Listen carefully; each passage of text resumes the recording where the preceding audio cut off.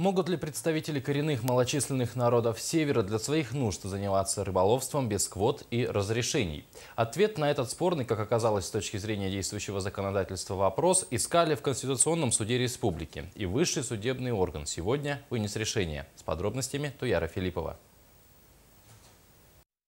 Поводом для проверки конституционности порядка распределения квот для коренных малочисленных народов Севера, утвержденного постановлением правительства республики, стало уголовное дело, заведенное 3 года назад в отношении чукотской семьи в Нижнеколымском районе, матери и сына Слепцовых за лов рыбы без оформления разрешения и квоты. В связи с чем суд вынес тогда обвинительный приговор и назначил наказание в виде крупного денежного штрафа.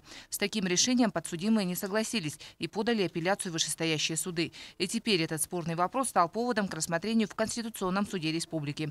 С ходатайством о том, что права коренных малочисленных народов Севера предполагают свободное рыболовство, не требующее в определенных случаях оформления квоты, выступил депутат Ильтумен Виктор Губарев.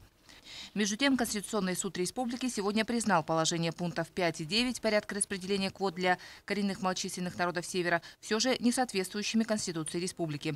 В части положения, которые обязывают лиц, относящихся к коренным малочисленным народам, предоставлять заявку на выделение квот. То есть, если участок не относится к рыбопромысловым, разрешение и квоту оформлять не обязательно. Конституционный суд республики постановил, что данное постановление правительства должно быть скорректировано в соответствии и с федеральной конституцией, и с конституцией республики прежде всего.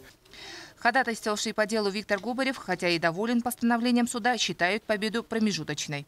Это первая часть. Это же мы говорим о том, что для своих нужд.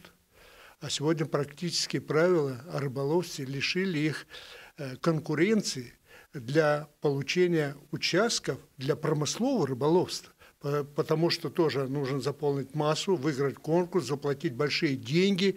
И сегодня представители коренных малочисленных народов Севера лишились наиболее выгодных рыболовных участков. Их сегодня в пользовании на десятки лет, к сожалению, получили уже представители, значит, другого класса. Они не относятся к коренным малочисленным народам Севера.